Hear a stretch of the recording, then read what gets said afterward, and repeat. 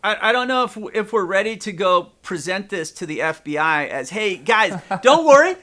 Hey, I know everyone's pretty upset, right? Maybe we should just go get on the news and be like, listen, we figured it out. There's only 5. We got to figure out, everyone calm down. We have it mapped out here. Here's the solution. There's only 5 types, right?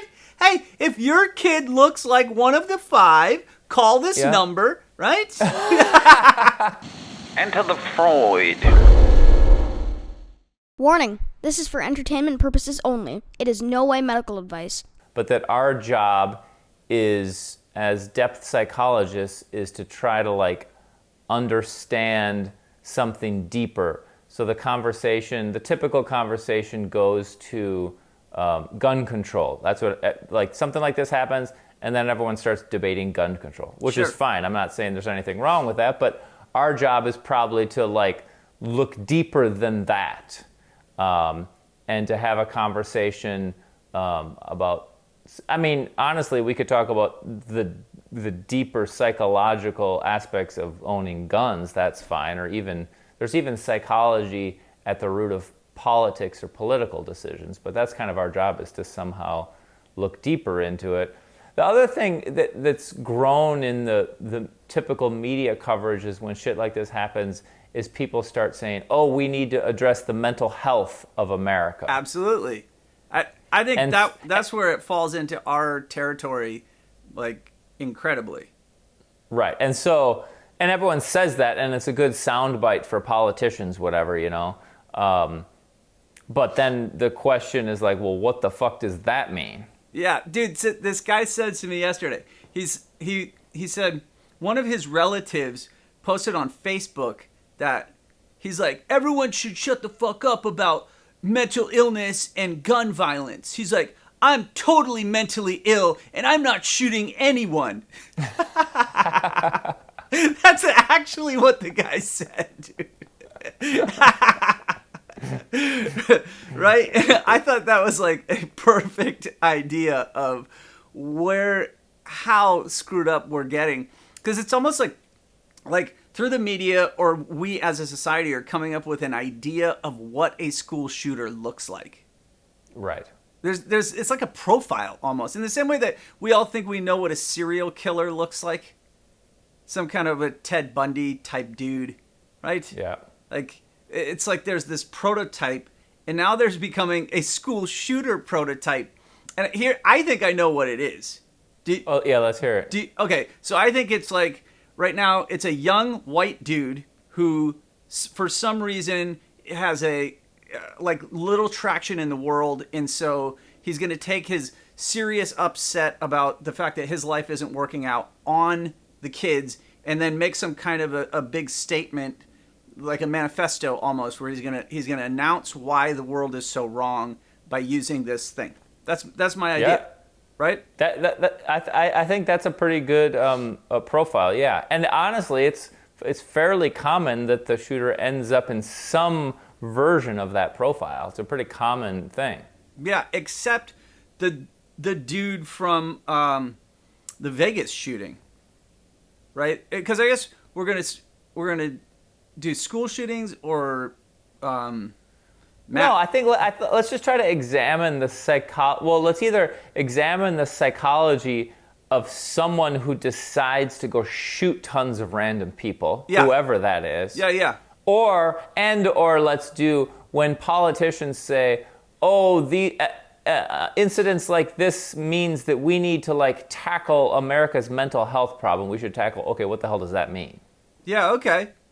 Right, because if you're going to tackle the mental health problem, then there should be an identifiable mental health issue. Okay, all schizophrenic people who have guns run around and shoot people. Okay, yeah, let's try to minimize that by making sure that the 1% of the population that is schizophrenic, then also, I believe it's 1% is actually schizophrenic, which is a huge number, actually. It is huge. I don't even believe that I've heard that same stat, but I don't believe that that's accurate, because 1% is a lot of people. It seems so impossible. That would mean that the majority of people who were schizophrenic were somehow like extremely high functioning and never have an episode schizophrenic. It's like, that's not schizophrenic. Which doesn't make sense. That's not schizophrenic. It's like, oh, I'm severely depressed, but I never get depressed. Right. Right. Like, in a way, it's like schizophrenia is severe. It's psychotic. Right? Yes. Like, it's profound, and the delusions are so bizarre. I mean, even the ones that you would think are not bizarre, with aliens and the CIA tracking them and all that shit, like the paranoid delusions. But like when people say mental health, like, where do you think this conversation goes? Because if 20% of America has some kind of a severe or diagnosable anxiety problem, are we talking about them? Like all the cops and all the firemen and all the school teachers who have anxiety disorders, is that who we're worried about? Right, and every single person who's served who's done a tour in the armed forces. Yeah, absolutely. Right? Right. Yeah, it's a soundbite that politicians like to say, "Oh, we need to deal with mental health." I think it's true, but they really underestimate the enormity of the can of worms they're opening when they say that shit. Like, what do you think is going to happen if they're actually, like, if we're going to admit, okay, there's a certain part of the population who happens to be mentally ill, but then what do we do about those who run around and then shoot people? Are we just going to assume that a person who has mental illness, that okay, so is it possible to shoot people and not be mentally ill?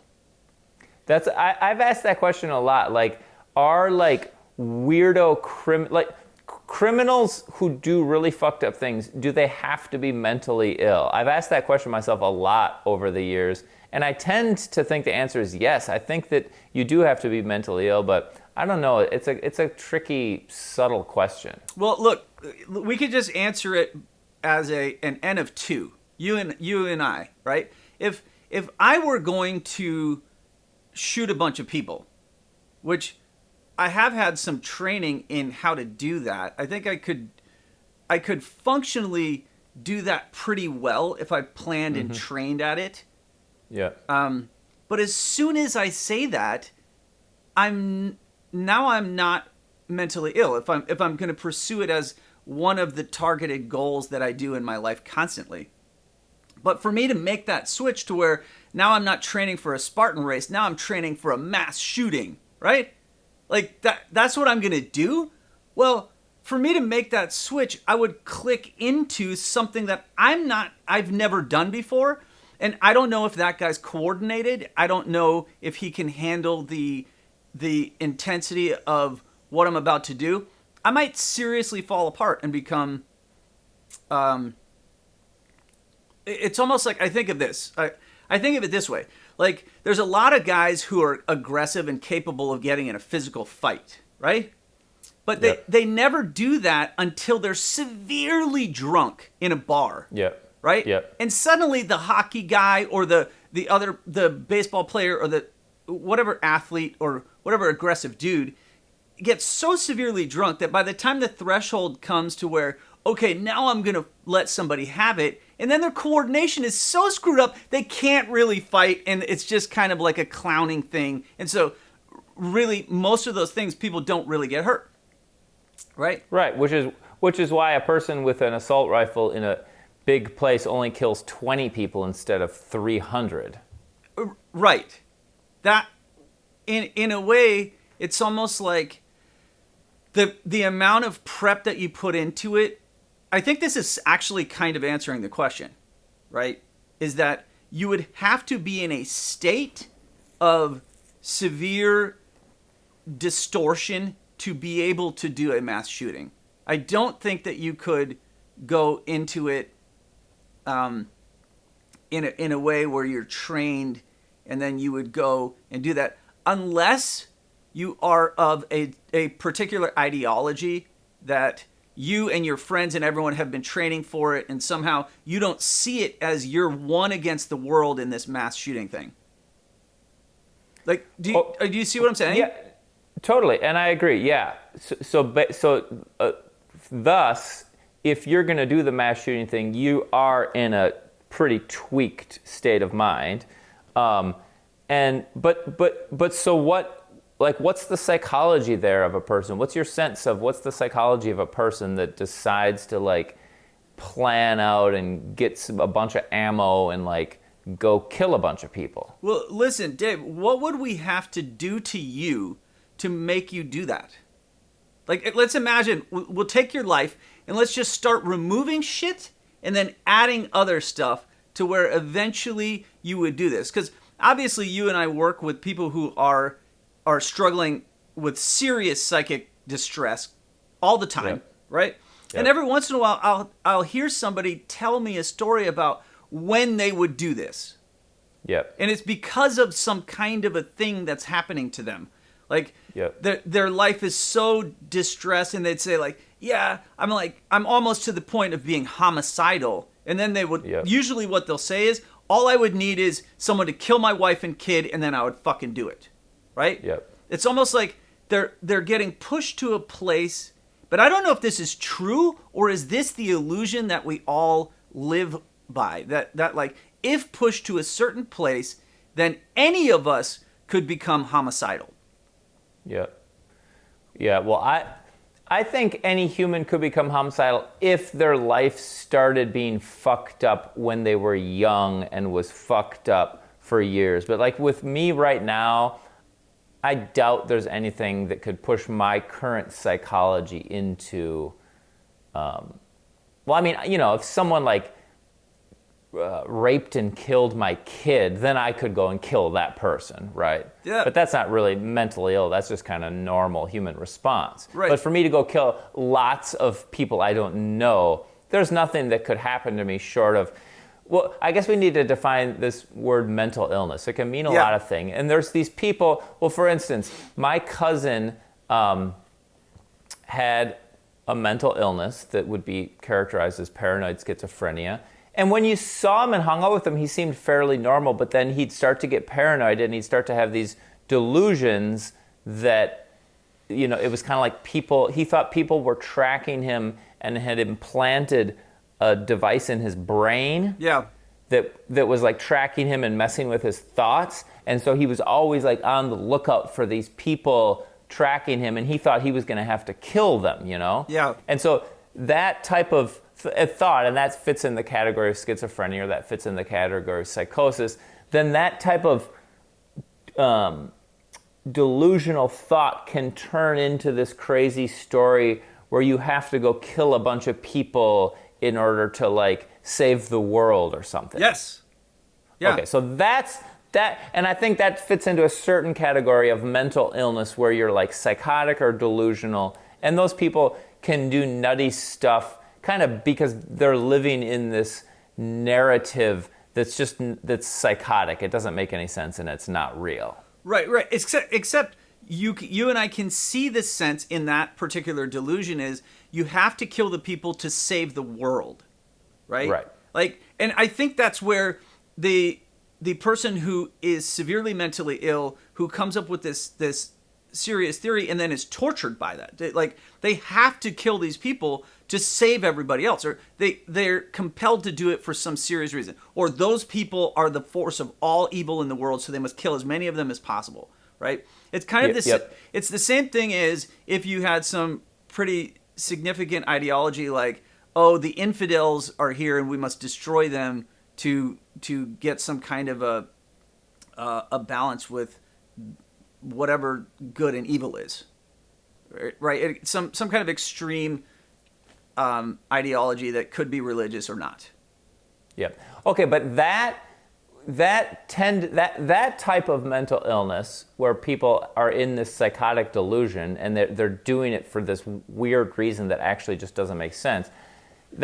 I'm sure that happens occasionally, but I feel like most people who decide to go and be like mass murderer, random killers aren't in that category. I think they're in a different category Yeah.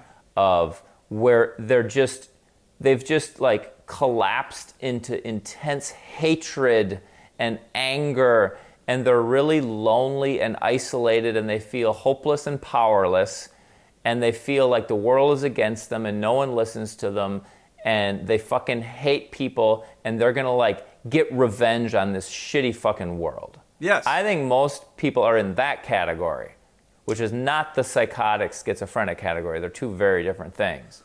Because those people are in touch with reality, but they're just bitter, angry, lonely, isolated, feeling hopeless and powerless, and they're gonna like lash out as a way of like getting out of this really dark place they're in. Okay. But so I agree with that distinction between, but so we've identified potentially two types of mass shooters. Yeah. Right? So far, and I'm sure there's more to this, but like the second one that you're describing of the person who's disillusioned and tormented, do you think that we could potentially, I think I could do this to you if given enough time and enough resources, right? Yeah, you could make me this, let's just give labels to them. The first label we'll call schizophrenic, of the people that have a delusional thought that the FBI has implanted something in their brain and they need to shoot people or whatever. We'll call them schizophrenic. And the second category we'll call personality disordered. Okay. Not that that's necessarily the best label, but I can't think of a better one, where they just get so into this us versus them, like I'm so lonely and fuck everyone, no one understands me, whatever. Let's just call them personality disorder. So you're saying that if given enough time and resources, you could turn me into one of these people that I'm calling personality disorder. That's not the best label, but I just don't have a better one. Right. Okay. I like that, because then there's two pathways. One would be to subject you to an ideology, like some type of a jihadist technique, where eventually you would identify and conform to it. If we stripped everything away from your life, and that's all the pathways lead towards this belief, then we know that over time you can get people to ascribe to that. Yep. Like, I don't know if we could actually do this to you, or what we would have to do. We might have to kill everyone you know and stick you into a strange torture place for the rest of your life, and then finally you would become like that. Or maybe you would die. Maybe, I think a lot of people wouldn't actually convert. I think it's impossible to make some people convert, as we've seen through history, right? Yep. Like, I don't think we can actually make everyone like this. There's some, and I know that's a different subject. I'm getting ahead of myself, because I think there's a resistance, a resilience against becoming a homicidal person. But back to, I'm sorry, I feel a little scattered, because I think we were trying to focus on the second one, the more personality disordered one.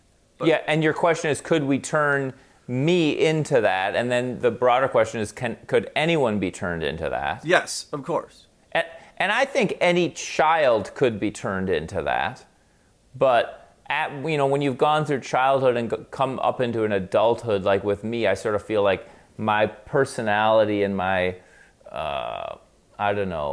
psychology is like robust enough that I just don't think you could turn me into it anymore. Yeah, maybe that's true, because it's like, I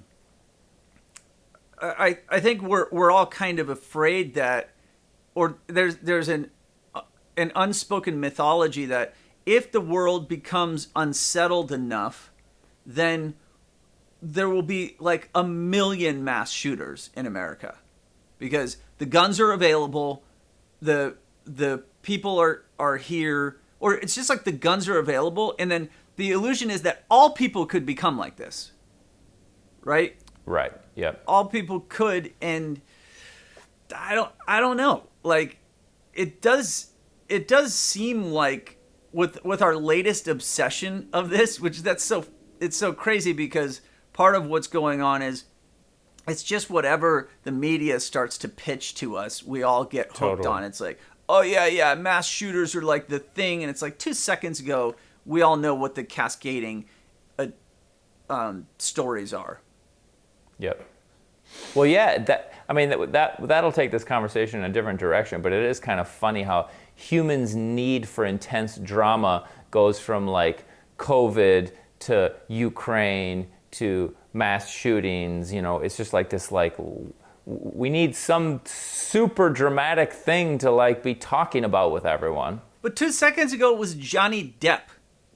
Oh, that's right. I forgot. I missed the Johnny Depp one. There's so many, and it's so ridiculous. But then it comes to this thing, and people are so fucking charged about having guns. Should you have guns? You either absolutely should or shouldn't, or like, well, you know people who have them, and you know people who don't. And it literally becomes the COVID argument again. Yeah, totally. It does, except I think where we're going with the psychology of it is really fascinating. Yep. Okay, so let's see if we can go a little bit into this portrait of what I'm calling the personality disorder. I think that because another commonality, now granted this isn't always the case, but it seems like a lot of the people that do this are kind of like in late adolescence or early adulthood. Yes. That totally fits into that common profile. That profile. Except obviously lots of them are not. Like right. The dude on the fucking subway, right, in New York, dude was old and black. He didn't fit the things at all. Like, what was that guy doing? Super lost. He got confused. Like, he ate the green M&Ms. Like, fuck it, dude. The guy did it wrong, right?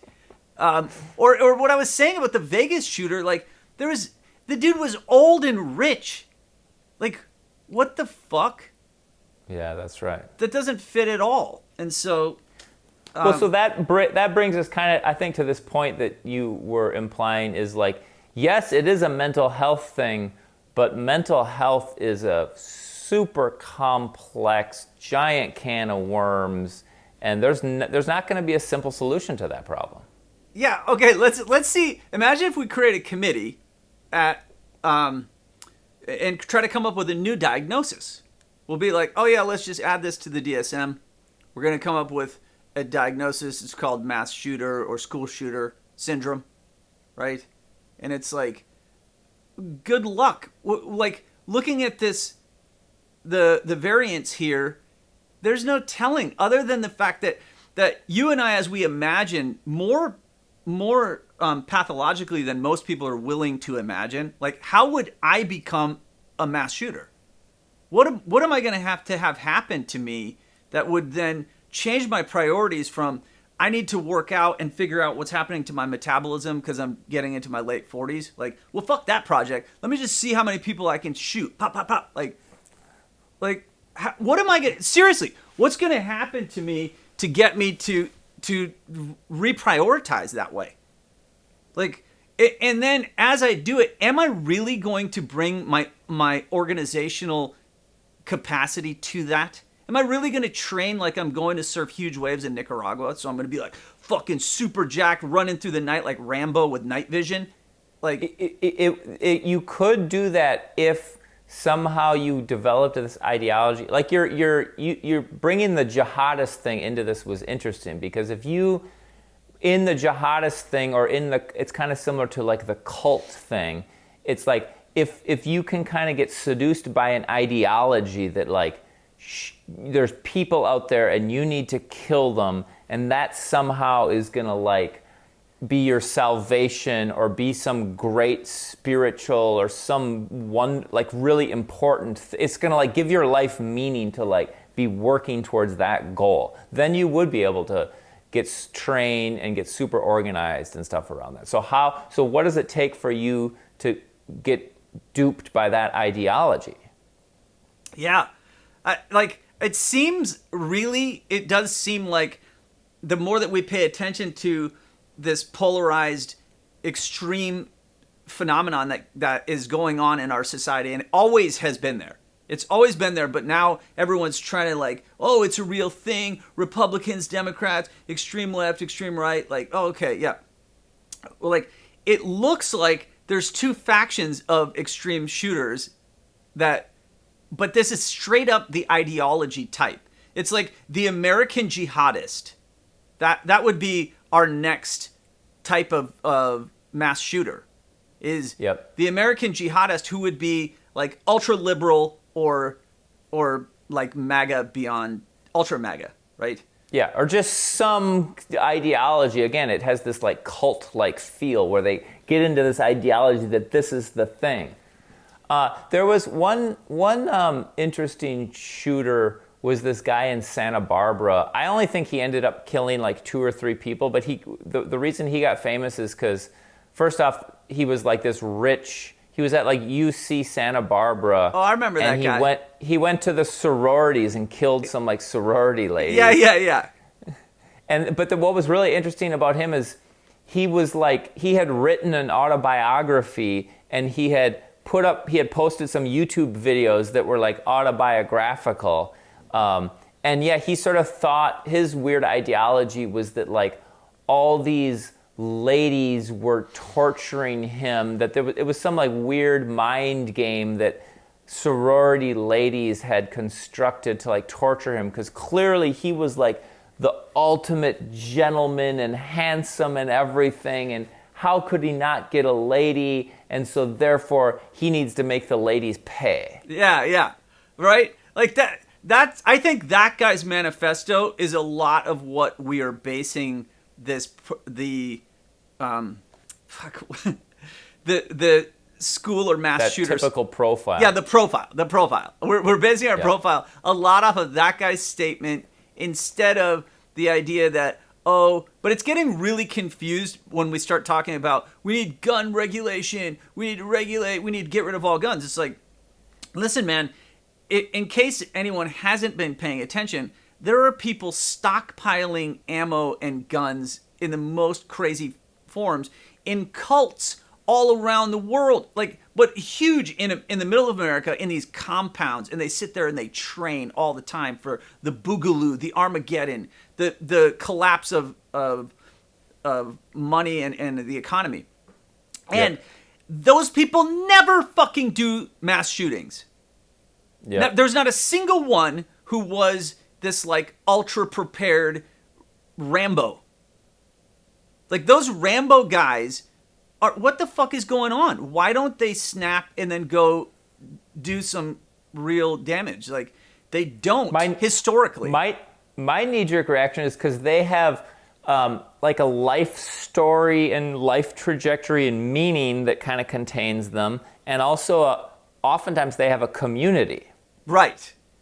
It kind of goes back to our retirement conversations. They have a couple of the key ingredients. They have community and they have meaning and purpose. Right. And that's really helpful to keep you soldiering forth in the world without kind of losing it and going off the deep end. So then to turn you or I into this type of type 1 or type 2 mass shooters, we have to remove the life story meaning and community, right? I think so. Yep. I think community is probably the single most important but thing. That's type 2, because the jihadist type 1 extremist has a community absolutely supporting you to go do this, right? But, and the meaning, the meaning is to why do this. aren't there any of these prepper doomsday types who get the meaning squared away that, all right, let's do a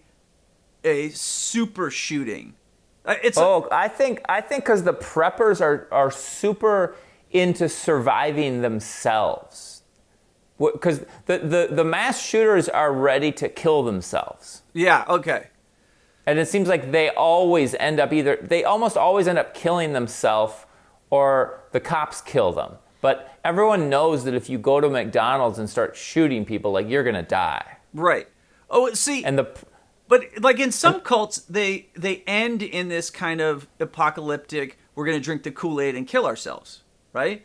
It's almost like, I think one of our big fears unconsciously, now that we're talking about this, must be that we we can imagine 10 highly trained, coordinated people to come down on a crowd and just kill everyone.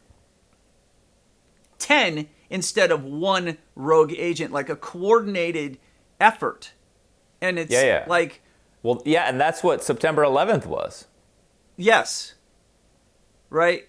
Like that's a pretty big one. But as far as like a mass shooting goes, we have not seen a coordinated effort, I think. It seems to be all rogue. I can't think of one. Yeah, I can't think of one. I don't even think we've seen where two people do it together. It's always one person. Yeah, I think that the most you get is like a bank heist where there's two people escaping with body armor shooting at the cops. Like that. Yeah, but they're trying to get money. That makes sense. Totally different agenda, right? It technically is a mass shooting, just not at all in this category, which it goes back to mental illness of a particular type. So I think really where we've ended up is super cool, which I didn't anticipate this at all. It's just like, what is going on with this specific illness that we're experiencing in society? It's like a larger illness that then a tiny sub-factor of that would lead you to potentially be homicidal in a particular way with guns. Right, and my knee-jerk reaction to that is that what's fucked up, what's out of balance about society, there's a lot of things, but the number one is this community thing, is we live in a society where it's really easy to get isolated. Oh, yeah. Yeah, which goes back to one of our conversations where the research revealed that the average American has one friend. Yeah. One fucking friend. So how are they even going to get 10 people together to shoot everyone? Like, it's impossible, right? Everyone's so isolated and stupid. This fear that there's going to be 10 people. Most people don't even know 10 people. Like, let alone 10 who would be homicidal, suicidal, and willing to carry a gun and shoot people. Dude, that shit's never going to happen. Like, no. What are the odds of that shit fucking happening? It's so strange. Like, I guess there's like, fuck. Like, as soon as I said the odds, my brain just literally went into a gridlock where I was like, oh, fuck. Like, it's as soon as I said that, I realized it is going to happen. Like, that. Yeah, that's probably true. Right? That is going to happen at some point, and then we're going to get all obsessed like, oh, we have to stop people from meeting together and shooting, close the shooting ranges, because it's if they meet together, that's the crime. Like, No, but the only times where there has been this coordinated effort where it is more of an ideological, jihadist, political thing, like September 11th. But the theory is these quote mentally ill psychology people shootings, they're isolated, and that's what allows them to get so fucked up. And if they had friends and were hanging out, they wouldn't get so fucked up. And it's not so simple as this is true, but if I pursue this line of thinking a little more, it's sort of like then the best cure for these shootings isn't gun control, it's human interaction and community. You know, if you pick one of these people and you put them into some tribe or family or group where there's a lot of people around them talking to them and including them in their little community, like, then that's the cure for it. Wow, in theory. That's not a very popular view, by the way, because clearly it leans more heavily on the mental illness factor, but it's like offering a solution which no one is ready to do. But, well, no, it doesn't. It just points towards a solution. It doesn't offer one, actually, because how to provide community is like an impossible thing. How are you going to do that? It is impossible. But I think there's true... let me just hypothesize aloud here for a second. If we rewind the clock 100 years, yeah, and it's 1922, I feel like back then people were much more in community, like the neighborhoods, and like you were neighborly with your neighbors, and families were still living together, and there was much more in community 100 years ago, or especially 200 years ago or 300 years ago. You started to need your communities to survive, to work together, and everyone was living in little villages and stuff. Okay. My hypothesis is that in that societal fabric, the psychology of a mass shooter would never have existed, because when someone was getting a little tweaky or angsty or whatever, the community was there, like including him and talking to him and, whatever, loving him. And he was kind of like, the community was like keeping him from falling too far off the fucking imbalance thing. So if that's true, what I just said, then the solution isn't gun control, it's enveloping everyone into a community and a tribe. But like you said, how the fuck do we do that? Well, okay. If the solution isn't gun control, based on what you're saying, the solution is the isolating causing factors, which means we have to control Uber Eats, fucking Amazon Prime. Like, dude, the real villains here, right? That's fucked up, dude. Right, the real villains are TikTok and Instagram and fucking Zoom. Zoom. Dude, it was a whole Chinese plot to get us to implode and then have a bunch of serial killers. Like, it's, as much as that's fucking... there's some truth to that. There's this... Yeah, I think there's a lot of truth to that. There's this social psychologist who I really love. His name is Jonathan Haidt. And he's done a lot of different things over the years, but what he's currently into, which fits with this, is that he thinks our world, like everyone started to get way more polarized and way more like agitated and psycho. You know how COVID, everyone was like so polarized about everything. Yeah. That he thinks that started around 2014 with the invention of the Facebook like button. Oh yeah. Because that, like, somewhere around that, in around 2014, we just got really sucked deeper and deeper into social media, and like liking a thing on Facebook just became this big thing, and then the comment sections on Facebook and a big part of our human interaction became in the Facebook chats and likes and comment sections and shit. Whoa. And that there's just something, he has a whole interesting thing, and I can't do it justice, but there's just something sucked us into a really contentious us versus them mass psychology around then. Wow. I've heard a lot about that, and I personally missed the entire thing where Facebook invented likes, because I wasn't on Facebook, and like I'm bummed out, because if I were to turn myself into a mass shooter, I need to go back to 2014 and make sure that I hit the like button a lot. Yep. And you need to post pictures of you and then hope you get lots of likes on that picture. And hopefully, actually I don't, so then I feel more estranged and isolated and ostracized. I want to feel like in a backwards way ostracized because my post didn't receive the quotient of likes. Right, exactly. That's kind of a funny way to point out how we have a system that almost, it's like an institutional, I mean, it's a clear system forcing an experience of isolation onto us, right? You know how Totally. There's a lot of talk about systemic racism, and it becomes a complicated issue because very few people can actually point to how it works specifically. In fact, I don't think anyone can, because no one can make a totally coherent statement of what it is exactly, how it works, right? Mm-hmm. But in this case, we can point to really specific phenomenon that we can even see their origin, as your social psychologist dude points out. You mean like systemic isolation or systemic getting sucked into phones and social media? Sucked into phones, social media, and then I think with younger dudes, there is a serious addictive property of video games that is just really leveraged because it works so well. It just is such a great facilitation of a young mind needing to get the sensation of reward. There's a challenge, but the challenge is set with the bar really low, actually. But then it like you like if you play the game enough, you can totally always win, right? Like that's the way it's designed. So that kind of facilitated winning, I think, is another piece of this pie. But I don't see how you can Facebook like and video game yourself into being a mass shooter, like.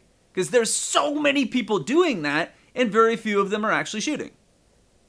Like, once again, it comes back to our attempt to find a real diagnosis that would give us any traction. I see why, actually, now talking about this, why you would just be like, oh, fuck this, it's too hard, let's just get rid of guns.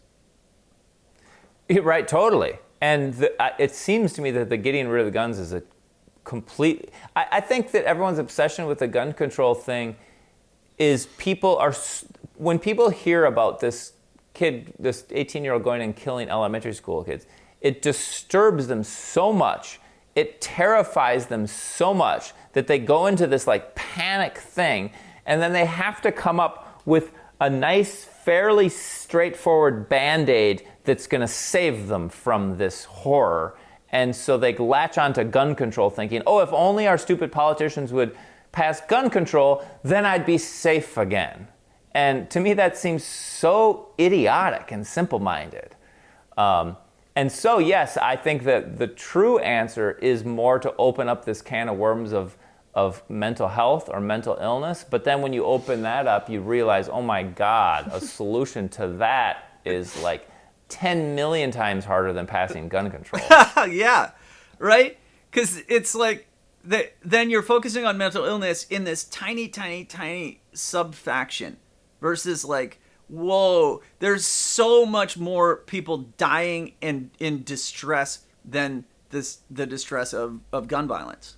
Like, right. The entire world of mental illness and psychic distress is fucking paramount, dude. It's huge. I think it's like a global factor.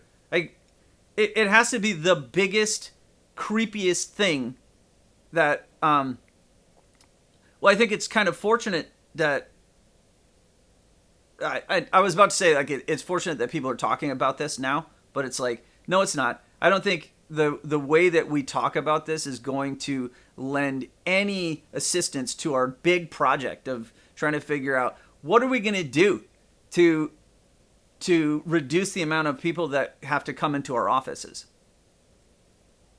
Yeah, it is a gargantuan task. And yeah, maybe when the politicians say, hey, we need to focus on mental health, maybe that's helpful move in the right direction, or maybe not. It probably is. It's probably slowly building awareness of that. But yeah, it's such an enormous task and kind of a terrifying one. I don't think most people want to look into the soul of the human race and see the dark complexity and infinite depth that's there. It's just most people don't want to do that. It's too terrifying. Yeah. Damn. Well, shit. There's some days I wake up and don't want to do it myself, and this is what I do all day. Right? Like seriously. I like there's some kind of a like if what you were doing was as radical as working on figuring out. I just had this weird idea that there's probably people who work for the CIA or FBI or somewhere who are trying to come up with some profile that then they can go around and run through an algorithm to seek out in the population who's the next serial killer, right? Mm-hmm. And I know this is fucking true because once upon a time there was a Navy Yard shooter, and I know that this because was here in Virginia, and I know that they hired someone who I happen to know that was planted at the place to try to find the next Navy Yard shooter. Can you believe that they did that? They tried to infiltrate the Navy Yard after that mass shooting to find out who it was. Now, in that case, it's obviously someone who was military trained and then freaked out and shot everyone. Yeah. almost like Full Metal Jacket, right? Yep. A different prototype. Yeah, and again, that feels like a different type to me. Yeah. Let's just quickly review the ones that we've come on. I bet we could keep going, but maybe we could eventually exhaust the list. Maybe there'd only be 30 types rather than 10,000 types. Right. I think we've hit on like 5. The first one is the schizophrenic that just has some psychotic delusional belief system where he needs to kill people because they're part of the CIA plot or something. Yeah. The next one, I used this term personality disorder, which isn't quite the right term, but it's like they're so isolated and desperate and lonely and hopeless and powerless that they're going to like explode and lash out in rage and anger against the fucking world. Yeah, nice. There's that one. Then there's the like jihadist that where they've been given a mission from God and like they're going to do this like because it's a great religious thing. Yeah. Right? Then there's the one you just said where it's like the military Full Metal Jacket, like the person's been in the military and just like they've been pushed in this intense thing and then they just like spaz out and freak out and just do this like explosive thing of shooting. Yes. And there's some kind of illusion that put under enough stress, all people could become one of the 4, right? But then as you point out, it's true, there's probably 30. Yep. Well, and then I feel like the Santa Barbara guy that I said is in a slightly different thing. He was in like this narcissistic, I'm so awesome, and the world is not recognizing that. Yeah, exactly. Yeah. So I need to punish the world. Yes. That is very different than the other lonely, isolated guy. Even though obviously he's lonely and isolated, but no, right. his stance in the world is entirely different. Yeah, and he wasn't just going and killing a bunch of people. He needed to punish the sorority sisters. Yes. Yeah, I see that. Wow. Well, I don't know if we're ready to go present this to the FBI as, hey, guys, don't worry. Hey, I know everyone's pretty upset, right? Maybe we should just go get on the news and be like, listen, we figured it out. There's only 5. We got to figure out, everyone calm down. We have it mapped out here. Here's the solution. There's only 5 types, right? Hey, if your kid looks like one of the 5, call this number, right? But I'm not ready to go to the FBI with that plan, but I am much closer to prescribe a cure. It's that we all just need to have a nice little tribe and community where we all are hanging out a lot every day and we all love each other and we all look out for each other and we have regular, meaningful, intimate interaction with like our little tribe and community of people. I do think that that's a pretty good cure. Even if what you're doing, your tribe is at the fucking gun club, right? Yeah, totally. Like that's what it turns out is. The tribe of gun club people are no more likely to then go out and do a mass shooting than the ones at the bowling alley. Like, I agree. Isn't that fucking weird? It's weird. It's that having a tribe, having community, shared, just like you could like if we're in the gun club and it's like I'm like porn, dude, look at my new gun, and you're like, oh wow, that has the blah blah blah feature and blah blah blah. There's just like this feeling of like, oh, porn gets me and we're together in this thing and we have this hobby together. It's just like makes me fucking feel good and I don't need to go kill anyone. Yeah. Well, I gotta say, this may be the most complete episode for one that we're so unprepared, where it came with a possible solution, as tiny and as insignificant as it is. I'm still taking the shit to the FBI, by the way. All right, good. I'll let you know when I get a meeting with the director. We can zoom in. Nice. We'll zoom on that to make sure Chinese know about it. Cool. All right, man. All right, dude. Till next time. Catch you later. Later.